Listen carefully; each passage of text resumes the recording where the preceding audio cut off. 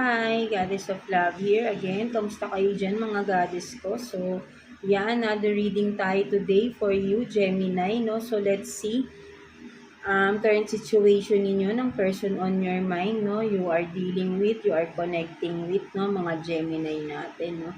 So, let's see ano yung overall energy ng relationship, situationship ninyo ng person on your mind, no? Kuha tayo ng one card here. Overall energy ng inyong relationship ng person on your mind, mga Gemini natin. Let's see. Tignan natin. One card for you, Gemini. So, you have this, no? Seven of Wands in reverse, no? So, ang nakikita ko rito, no, overall energy ninyo, ng relationship ninyo, Gemini, is full of conflict, no? Full of, sabihin natin na pag-aaway, yan nakikita ko. And with the reverse here, no, parang mas malala yung pag-aaway na nakikita ko. Parang magulo, no? May magulo, no? Something like that, no? So, ayun yung nakikita ko rito, no? So, let's see, no, what else. Kuha pa tayo ng additional messages for you, Gemini natin. Nakuha tayo ng additional messages for Gemini. Tingnan natin. Kuha tayo dito ng 2 cards for you, Gemini. Person on your mind, ng mga Gemini natin. Tingnan natin. 2 cards for Gemini. Let's see.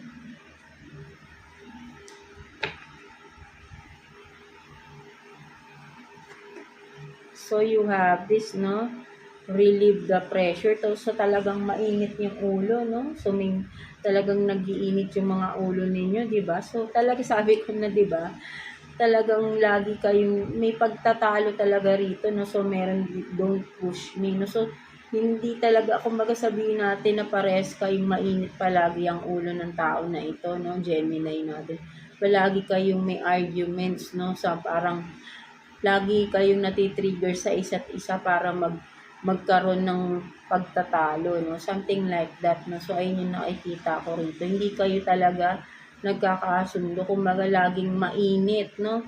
Hot temper.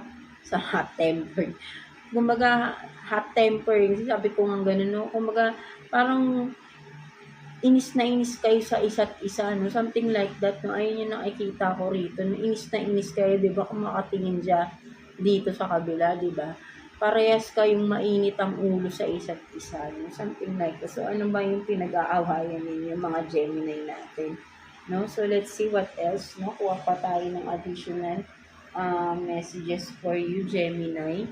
2 cards for Gemini, please, no? Additional messages for Gemini. Tignan pa natin.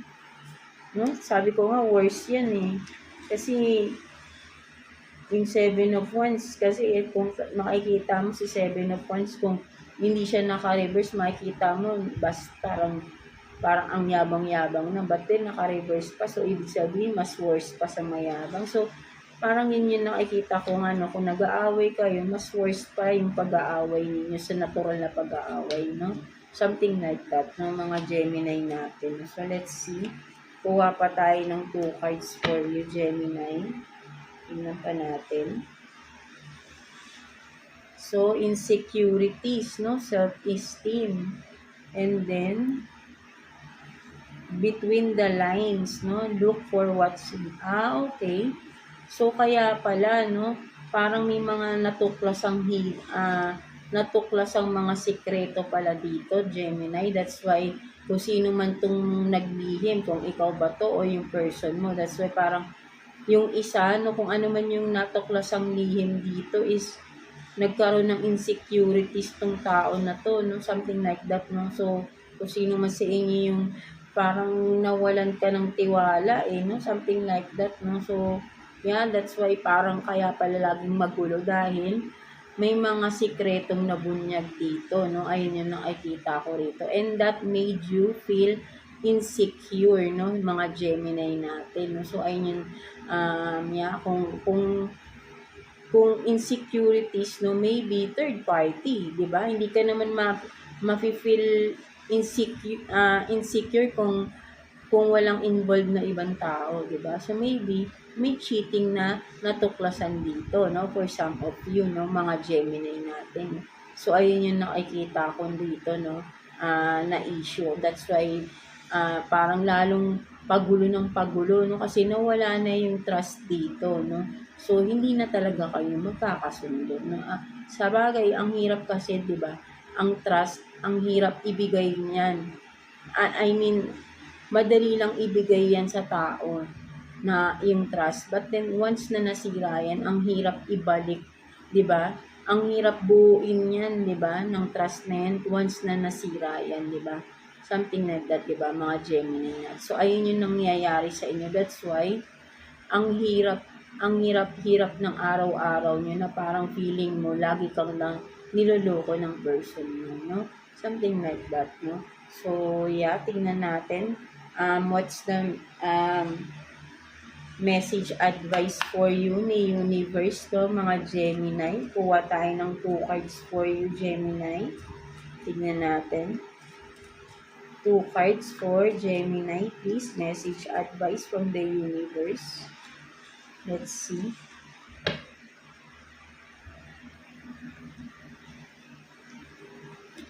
So, you have this, diba, decluttering talaga, no? So, and then, endless serendipity. No? So, ang nakikita ko dito, mga Gemini, no, sinasabi sa'yo dito, once na tinuloy mo na yan, nag-declutter ka na, or you disconnect, no? Nag-cut off ka na sa person na nag-betray sa'yo, nag-cheat sa'yo, no? You will have this serendipity, no? Endless serendipity, no? Kasi burden sa'yo itong tao na to, no? Masyado na siyang nagpapabigat sa dibdib mo, sa araw-araw ninyo, di ba? Something like that, no? Maybe katrabaho mo pa yung person na yan, di ba? So, kung kailangan mong umalis sa work, gawin mo, no? Lakasan mo lang yung loob mo. Because hindi ka makakausad, no? Kasi apektado ka rito, Gemini, no? So, hayaan mo lang ba pati yung mismong sarili mo masisira na because of that person, no? Huwag mong hayaan yung mismong sarili mo masira ka dito, 'di ba? I-let go mo yung mga tao na parang wala naman, sabihin natin na hindi na nakatulong sa'yo, sinaktan ka pa, 'di ba? So, anong benefits mo sa kanila? Sila nakapag-benefit sa'yo, 'di ba? Tapos, ikaw, ganyan pa yung ginawa nila sa'yo, right? No? Deserve mo naman maging masaya. And you will be happy once you cut off that person, no? You will have this endless serendipity, no? So, sinasabi sa'yo yan ni Universe, no? Binibigyan ka niya ng assurance na gawin mo yung tama para sa sarili mo, no? Wag mong ilubog pa ng ilubog yung pagkatao mo dahil lang dun sa person na yan na wala naman talagang sabihin natin hindi worth it para mahalin mo pa, 'di ba? Something like that, no, Gemini. Wag kang magtiis sa tao na toxic, no? Something like that, 'di ba? So, yeah, that's it for you, mga Gemini natin, no? So, I hope na naka-resonate kayo sa reading ninyo today. So, yeah, God bless you all and thank you for watching, Gemini.